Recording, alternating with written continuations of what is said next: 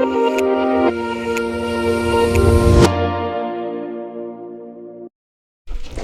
दोस्तों, आज हम पढ़ने वाले हैं class 10th chapter number 13 magnetic effect of electric current V1 short में। हम सारे के सारे टॉपिक्स कवर करेंगे, सिर्फ वो वाले जो चीज़ हमारे CBSE एग्जाम में आ रहे हैं, और जो भी डिलीटेड टॉपिक्स हैं इस समय वो पढ़ाने वाला नहीं हूँ। ठीक है, चलिए शुरू करते हैं। तो दोस्तों कहानी स्टार्ट होती है मैग्नेट से। ठीक है, ज़्यादा डीप में ना जाते हुए ऊपर ऊपर से बात करेंगे। देखिए मैग्नेट क्या होते हैं। Magnet are material which can attract ferromagnetic material. जो भी मेटल्स मैग्नेट से अट्रैक्ट हो जाते हैं उन्हें कहते हैं फेरोमैग्नेटिक मटेरियल। कौन कौन से होते हैं? कोबाल्ट होता है, निकल होता है, आयरन होता है, आपको पता ही होगा। ठीक है, तो मैग्नेट्स कई तरह के होते हैं। देखिए जैसे मेरे पास है ये बार मैग्नेट है। ये क्या है? एक बार मैग्नेट है। ठीक है, ये बार मैग्नेट है। ये एक हॉर्सशू मैग्नेट है। जैसा ये एक हॉर्सशू मैग्नेट है, और ये एक सर्कुलर मैग्नेट है। देखिए ये एक सर्कुलर मैग्नेट है। ठीक है, जो कॉमन चीज़ है मैग्नेट में, मैग्नेट ऐसा होता है। ठीक है, मैंने आपको ऐसा भी मैग्नेट दिखाया, मैंने आपको ऐसा भी दिखाया। ठीक है, इसे कहते हैं हॉर्सशू। हर एक मैग्नेट में एक नॉर्थ पोल होता है, एक साउथ पोल होता है। That's why magnets eight always in dipole, हमेशा डाइपोल में पाए जाते हैं, कभी भी मोनोपोल में पाया नहीं जाएगा। हमेशा इनके डाइपोल्स होते हैं, एक नॉर्थ पोल होता है और एक साउथ पोल होता है। ठीक है, फिर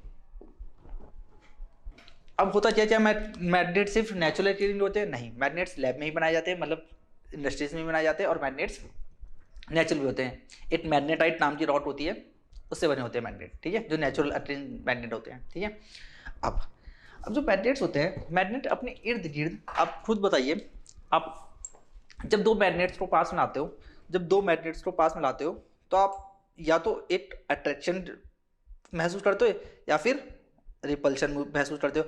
अगर सेम पोल्स पास आते हैं तो हम क्या महसूस करते हैं? अट्रैक्ट और रिपल्शन। और अपोजिट पोल्स, ये इसका नॉर्थ पोल है, ये इसका साउथ पोल है, जब ये पास आते हैं तो हमें महसूस होता है अट्रैक्शन। देखिए यहाँ महसूस नहीं हो रहा, पर एक रेंज है इसके इर्द गिर्द, इसके अराउंड एक रेंज है, वहीं पे मुझे महसूस हो रहा है। ये नहीं कहीं भी पे महसूस हो रहा है, वो जो फोर्स है मुझे इसके इर्द गिर्द इसके रेंज में महसूस हो रहा है। इसी जो रेंज है ना, इसी को कहते हैं मैग्नेटिक फील्ड। क्या कहते हैं? Magnetic field. ठीक है, मैग्नेटिक फील्ड कैसे डिफाइन करोगे? The region of influence around a magnet under which another magnet experience a force. एक मैग्नेट के इर्द गिर्द वाली जगह जिसके अंदर कोई और मैग्नेट को लाया जाए तो वो अपने ऊपर फोर्स महसूस कर देगा।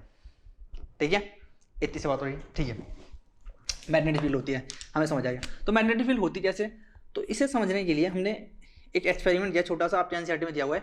हमने क्या किया, एक बार मैग्नेट रखा, ऐसा एक मैग्नेट रखा प्लेट्स में, और उस पर आयरन फिल्म्स गिरा दिया। आयरन फिल्म्स जैसे ही रहेंगे तो उसने एक पैटर्न बनाया, हमने वो पैटर्न ऑब्जर्व किया, उसने ऐसा कुछ बनाया और डिस्ट्रीब्यूट होते इसके अराउंड। ठीक है, और यहाँ पर ऐसे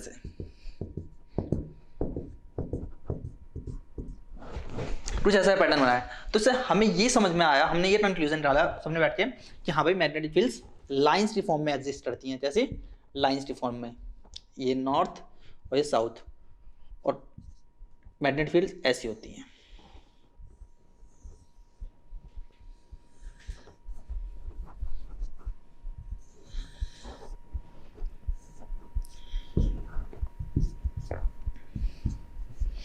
यहाँ से डाल दीजिए, यहाँ से डाल दीजिए। ठीक है, ऐसे मैग्नेटिक फील्ड को दर्शाया जाता है। ठीक है, मैग्नेटिक फील्ड लाइंस क्या होती हैं? और रिप्रेजेंटेशन, जो फोर्स, जो उसकी मैग्नेटिक फील्ड है अराउंड है मैग्नेट के, उसे रिप्रेजेंट करने के लिए इमेजिनरी लाइंस बनाई जाती हैं, उसे कहते हैं मैग्नेटिक फील्ड लाइंस। ठीक है, मैग्नेटिक फील्ड क्या होती है? The region of influence around a magnet, जहाँ पे वो फोर्स महसूस हो उसे मैग्नेटिक फील्ड नहीं है। उस मैग्नेटिक फील्ड को दर्शाने के लिए हम एक इमेजिनरी लाइंस बनाते हैं, उसे कहते हैं magnetic field lines. Magnetic field lines की कुछ खास बातें होती हैं जो आपको बतानी चाहिए। पहली बात यह है कि मैग्नेटिक फील्ड लाइंस की डायरेक्शन, जब हम आउटसाइड द मैग्नेट बात करेंगे, ध्यान रखना, आउटसाइड द मैग्नेट इनकी डायरेक्शन होती है north to south. Outside the magnet इनकी डायरेक्शन होती है north to south, but inside the magnet इनकी डायरेक्शन होती है south to north. Outside the magnet north to south, inside the magnet south to north direction की बात कर ली, ठीक है। आगे बढ़ेंगे। तो जो मैग्नेटिक फील्ड स्ट्रेंथ होती है ना पोल, वो इन जब पोल्स पे हाईएस्ट होती है, मैग्नेटिक फील्ड स्ट्रेंथ पोल्स पे हाईएस्ट होती है। कभी भी आप इसे रैंडम थ्रो करेंगे तो जो सबसे ज़्यादा आयरन फीलिंग्स, अगर कुछ उस पर फेंक लीजिए आयरन फील्ड से आयरन का चूरा, तो सबसे ज़्यादा कहाँ इकट्ठा हो रहा है, यहाँ पर। एक्सपेरिमेंट्स में भी ऐसा होता जो डायग्राम था, ठीक है। इसमें भी सेम चीज़ हुई थी, यहीं पे सबसे ज़्यादा इकट्ठा होता है, मतलब मैग्नेटिक फील्ड कहाँ सबसे ज़्यादा होती है, उनके पोल्स पे, ठीक है। उसके बाद magnetic field circular close loops बनाती हैं, ऐसे करके अंदर होती है पर नजर नहीं आ रही होती है, क्लोज लूप्स बनाती हैं, नेवर इंटरसेक्ट ईच अदर। आपसे क्वेश्चन पूछे ना, two field lines never intersect each other, ऐसी सिचुएशन कभी आपको नहीं मिलेगी। Two field lines never intersect each other because two field lines never intersect because at the point of intersection they will be two direction. मेरी बात सुनिए ध्यान से। अब जब हम सर्कुलर लूप्स में या कर्व पे बात करते हैं ना, तो जहाँ पर भी देखो, जब कोई चीज़ सर्कुलर लूप में होती है ना, तो कोई मुझे पूछे कि डायरेक्शन क्या है सर्कुलर लूप में ना, तो आपको डायरेक्शन सर्कुलर लूप में इस प्रकार से बतानी पड़ती है, आपको सहारा लेना पड़ता है टेंजेंट्स का, पता है ना। टेंजेंट्स उस पॉइंट से सीधी लाइन खींचते हैं। जैसे मुझसे पूछे इस फील्ड लाइन की डायरेक्शन क्या है, तो मैं अब इस फील्ड की डायरेक्शन हर एक पॉइंट पे बदल ली है, हर एक पॉइंट पे बदल ली है, तो मैं पूछूंगा भाई मुझे पता है किस पॉइंट पे बताइए। मान लीजिए उसने इस पॉइंट बोला, तो इस पॉइंट से मैं ऐसे खींच दूंगा, इस पॉइंट से बोले तो इस पॉइंट से ऐसे खींच दूंगा, है ना। लेट्स सपोज टू भी क्या हुआ कि दो फील्ड लाइन इंटरसेक्ट कर रही, दो फील्ड लाइन इंटरसेक्ट कर रही। अगर दो फील्ड लाइन इंटरसेक्ट कर रही, तो देखिए इस पॉइंट से अगर मैं इस वाले के हिसाब से डायरेक्शन खींचूँ तो यहाँ पर, और इस वाले के हिसाब से डायरेक्शन खींची दूँ यहाँ पर, तो देखिए इस पॉइंट पे दो टेंजेंट आ रही, और दो टेंजेंट प्रैक्टिकली खींच पाना नामुमकिन है। एक पॉइंट से कभी दो टेंजेंट जा ही नहीं सकती, एक पॉइंट से एक ही टेंजेंट जाती है, ठीक है। At the point of intersection there will be two tangent which is practically not possible. इतनी सारी थी, ठीक है। अच्छा, उसके बाद मैग्नेटिक फील्ड स्ट्रेंथ क्या होती है, इस हम स्पेसिंग से देते हैं। अगर मुझे एक स्ट्रॉन्ग मैग्नेटिक फील्ड दिखानी हो ना, तो मैं लाइंस ऐसे दिखाऊंगा, और मुझे वीक दिखानी हो तो ऐसे। जो स्पेसिंग होती है ना उसकी मैग्नेटिक फील्ड लाइंस की बीच की, वो दिखाती है कि वो कितना स्ट्रॉन्ग है या कितना वीक है, कितना स्ट्रॉन्ग है कितना वीक है, ठीक है। चलिए, ये तो हो रहा है मैग्नेट्स, ये तो हो रहा है मैग्नेट्स। अब मुद्दा क्या पढ़ना है, हमें पढ़ना है magnetic effect of electric current.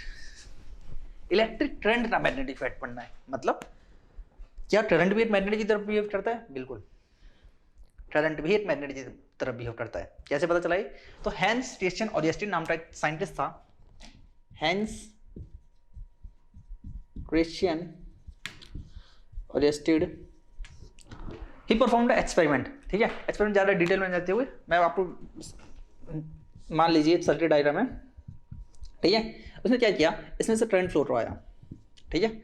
जैसे ही करंट फ्लो करवाया और उसके पास में ना मैग्नेट कंपास रख दिया। क्या रख दिया? कंपास।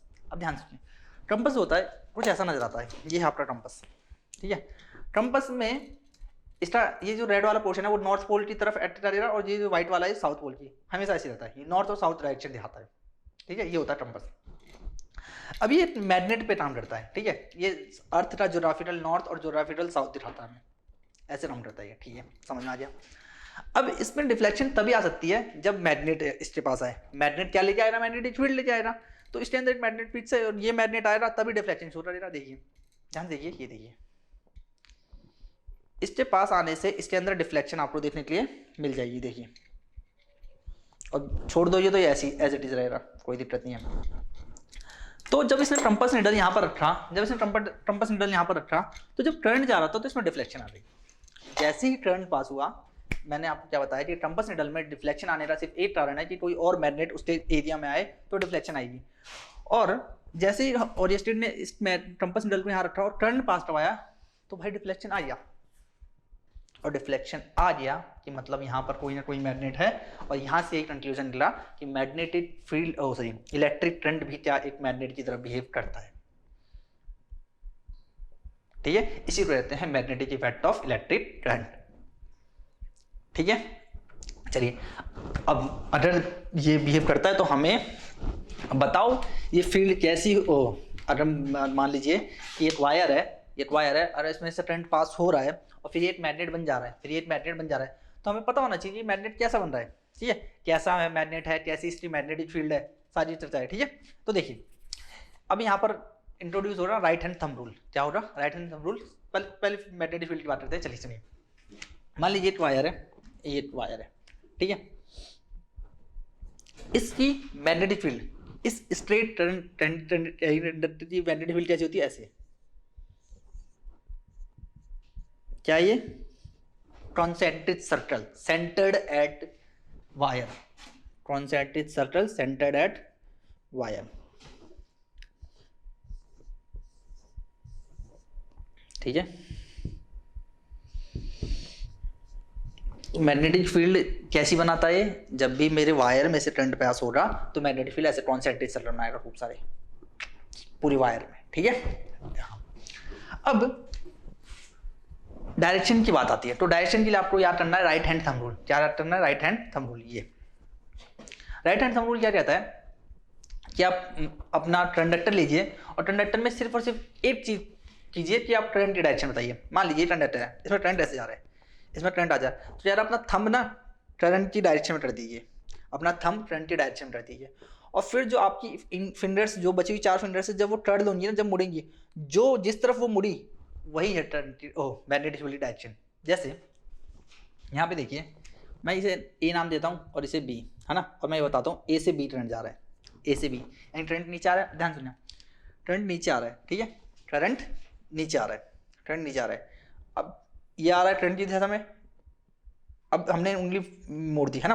अब देखिए, अब मुड़ी तो ये डायरेक्शन है कौन सी, तो इसको बताने के लिए आप 2 शब्दों का इस्तेमाल करोगे, क्लॉकवाइज और एक एंटी क्लॉकवाइज, एक क्लॉकवाइज और एक एंटी क्लॉकवाइज। जस्ट इमेजिन, ठीक है, ये हो जाए, ये हो गया, ठीक है। अब मान लो नीचे वॉच पड़ी है, नीचे वॉच पड़ी है, यहाँ पर ऊपर बज रहे हैं 12, ये रहा 12 बज रहे हैं, ठीक है।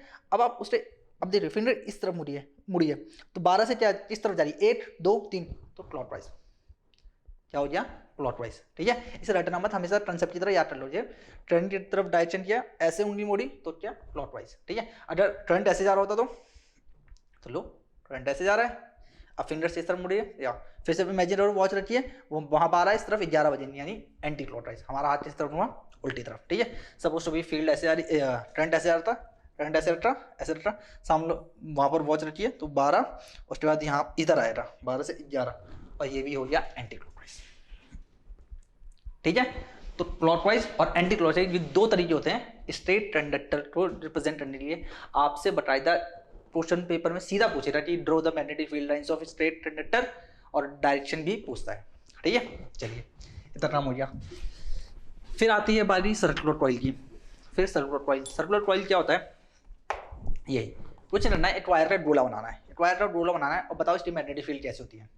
इसकी मैग्नेटिक फील्ड कैसे होती है, मैं ऐसे बताता हूँ, देखो, एक सर्कल, ठीक है, एक ऐसा सर्कल, फिर इससे बड़ा, फिर इससे बड़ा, फिर इससे ऐसे गोल गोल गोल गोल, ऐसे गोल गोल गोल गोल पूरी वायर पे ऐसे ऐसे गोल गोल गोल गोल लगे होते हैं, उसे क्या कहते हैं, magnetic field of a circular coil, ठीक है। ऐसे दिखाई जाती है, ये पूरा, ये पूरा, ये पूरा, ये पूरा, फिर ऐसे ऐसे आते आते ये आधे होने लग जाएंगे, ठीक है। फिर ये भी पूरा, ये भी पूरा, ये भी पूरा, फिर ऐसे ऐसे आते होते जाएंगे, ठीक है। यह है magnetic field due to a circular coil, ठीक है। नेक्स्ट है हमारा सोलेनॉइड। क्या है, सोलेनॉइड। अब सोलेनॉइड क्या होता है, सोलेनॉइड क्या है कि जब बहुत सारे सर्कुलर टर्न्स मिल जाते हैं ना, तो एक शेप बनती है जिसे सोलेनॉइड कहते हैं। जैसे मान लो बहुत सारी कॉइल्स मिल जाती हैं,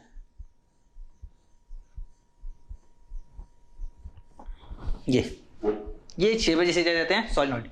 अब आप जब सामने से देखोगे ना, अगर मैं इसे इस तरफ देखोगे ऐसे देखूं, तो मुझे एक कॉइल, फिर एक और कॉइल, फिर एक और कॉइल, फिर इस एक और कॉइल, एक और कॉइल, ऐसे करके बहुत सारी जब कॉइल्स मिल जाती है तब बनता है सोलेनॉइड, ठीक है। इतनी कहानी समझ आ रही है, अब सुनना ध्यान से। अब देखो यहाँ पर इस वाली कॉइल की वजह से फील्ड ऐसे होगी, फिर इसकी वजह से एक और ऊपर, फिर एक और ऊपर, ऐसे इस वाली कॉइल की वजह से भी सेम पैटर्न बना रहा होगा फील्ड का, ऐसे ऐसे।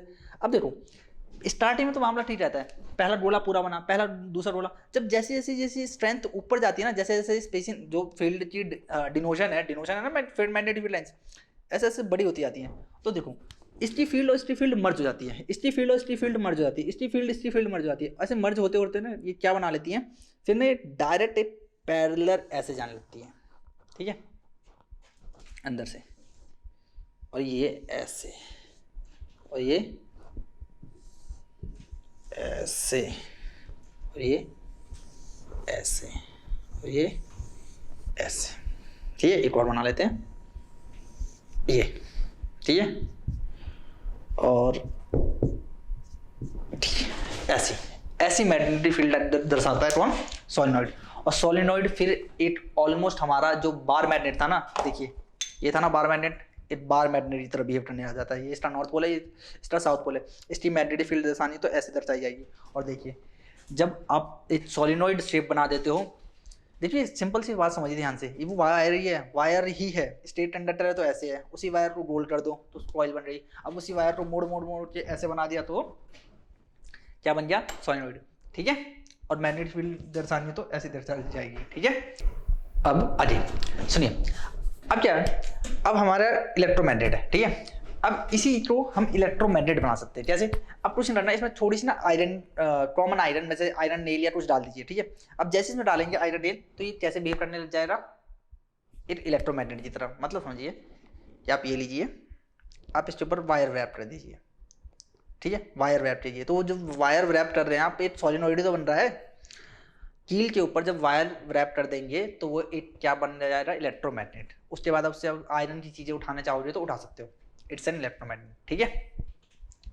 चलिए अब बारी आती है फोर्स की, force on current carrying conductor. तो क्या फोर्स करंट कैरिंग कंडक्टर पे फोर्स भी लगता है। देखिए मैग्नेटिक फील्ड जनरेट हो चुकी है ना, मैग्नेटिक फील्ड जनरेट हो चुकी है और उसके अंदर करंट आ चुका है। करंट आते ही उसमें लगने लग जाएगा क्या, फोर्स।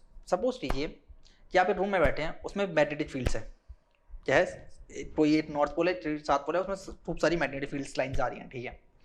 और उसमें एक चार्ज थ्रो कर दिया आपने, क्या वो चार्ज थ्रो महसूस करेगा फोर्स। ध्यान सुनिए, एक रूम है उसमें खूब सारी मैग्नेटिक फील्ड लाइन्स है, उसमें आपने एक चार्ज थ्रो कर दिया तो क्या वो चार्ज फोर्स महसूस करेगा। तो आंसर है yes.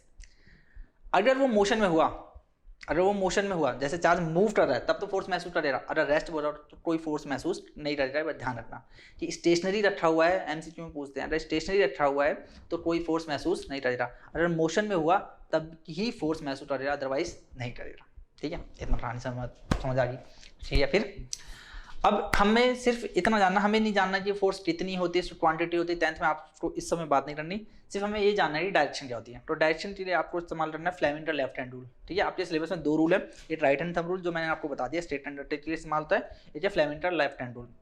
Here this forefinger is used for, middle finger is used for current, forefinger is used for magnetic field and thumb is used for force. Children, mother, father, ठीक है। ये use होता है field के लिए, ये use होता है करंट के लिए और ये यूज होता है फोर्स के लिए, ठीक है। और these are always perpendicular to each other, these are always perpendicular to each other. एक एग्जांपल समझाता हूँ मैं आपको कि मान लीजिए कि मैं इस रूम में बैठा हूँ, ठीक है, मैं इस रूम में बैठा हूँ और मैग्नेटिक फील्ड लाइन्स ऐसे हैं, इस तरफ से इस तरफ, इस तरफ से, ये नॉर्थ पोल है, साउथ पोल है, ऐसे मैग्नेटिक फील्ड लाइन्स आ रही है, ठीक है। और एक करंट चार्ज है जो ऐसे किया, एक चार्ज है जो है, मान लो करंट की डायरेक्शन ये है, करंट की डायरेक्शन, अब देखिए करंट की डायरेक्शन ये है, चार्ज जा रहा है ऐसे, मैग्नेटिक फील्ड ये है, मैग्नेटिक फील्ड ये है, मैग्नेटिक फील्ड की डायरेक्शन, इसे मैग्नेटिक फील्ड की तरफ रखना है, इसे आपको मैग्नेटिक फील्ड की तरफ रख दिया।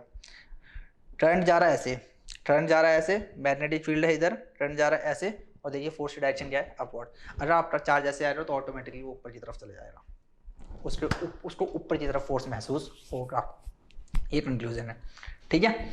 चलिए अब है बारी, हमारे इलेक्ट्रिक जनरेटर मोटर नहीं आ रहा है, उसे छोड़िए, उसके बाद चलते हैं हमारे नेक्स्ट है, हाँ समझ लीजिए, लाइव वायर, अर्थ वायर और न्यूट्रल वायर। 3 तरह की वायर्स होती है हमारे पास, ठीक है, live wire, earth wire, neutral wire. सबसे पहले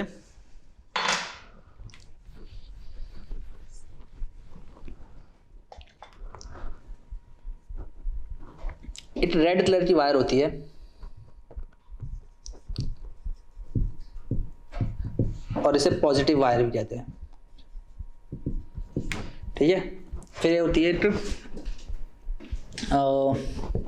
ब्लैक कलर वायर,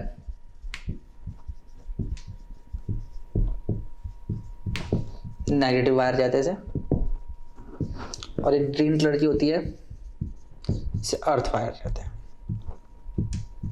ठीक है। ध्यान रखिए आप टूटने वाले, ठीक है।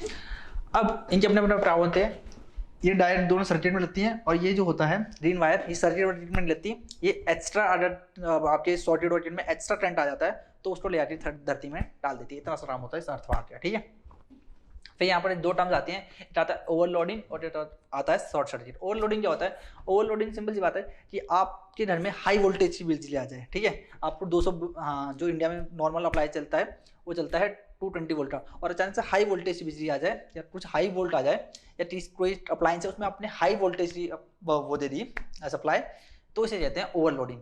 और ओवरलोडिंग से होता है शॉर्ट सर्किट। ओवरलोडिंग से होता है शॉर्ट सर्किट। शॉर्ट सर्किट क्या होता है? शॉर्ट सर्किट होता है कि ज़्यादा ओवरलोडिंग हो रही और उसकी वजह से कनेक्शन ब्रेक हो जाएगा। मैं आपको बिल्कुल सही से एग्जांपल देता हूँ शॉर्ट सर्किट का। देखिए, आप ये दोनों वायर देख रहे हैं, आप इन दोनों वायर को ले आके मिला दीजिए, शॉर्ट सर्किट हो जाएगा।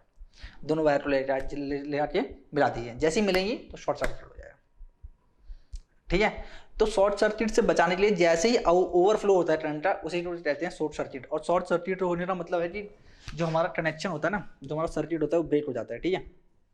इसे मान लीजिए कोई सर्किट है, लेट्स सपोज टू बी, और तो हम इसमें बीच में ला देते हैं फ्यूज़। क्या ला देते हैं? फ्यूज़। क्या ला देते हैं? फ्यूज़। फ्यूज़ एक डिवाइस होता है। फ्यूज़ लार्जली होता यह है, फ्यूज़ एक डिवाइस होता है जो कि ना फिक्स अमाउंट ऑफ करंट के लिए बना होता है। जैसे 5 एम्पियर का करंट उस पर डिसाइडेड है, वो बनाया गया ऐसा, तो उससे 5 एम्पियर का ही करंट फ्लो हो रहा है। जैसे ही 5.5 एम्पियर का या थोड़ा सा भी करंट इंक्रीज हो रहा, वो फ्यूज़ क्या हो जाएगा? बर्न हो जाएगा। और बर्न हो जाएगा, बर्न होते ही देखिए जैसे ये बर्न हो रहा, तो यहाँ से आपका सर्किट देखिए ब्रेक हो गया, और सर्किट जैसे ही ब्रेक हो जाएगा तो कोई करंट क्लब फ्लो नहीं होगा, और आपका जो पूरा घर है वो जलने से बच जाएगा, ठीक है। When there is an overflow of current from a fuse, तो फ्यूज घर को बचाने के लिए और बहुत ही मेजर बहुत ही जरूरी सेफ्टी डिवाइस में गिना जाता है फ्यूज, ठीक है। ओवरलोडिंग और शॉर्ट सर्किट से दोनों से बचाता है हमें, ठीक है। और इसी के साथ हमारा चैप्टर हो गया समाप्त। फिलहाल जो हमने टॉपिक्स किए हैं, आई होप आपको समझ में आया होगा। अब नेक्स्ट वीडियो में मैं इसके मोस्ट इंपॉर्टेंट क्वेश्चन जो कि रेगुलर एग्जाम्स में आते रहते हैं, मैं उन पे एक वीडियो बनाऊंगा, ठीक है। चलिए।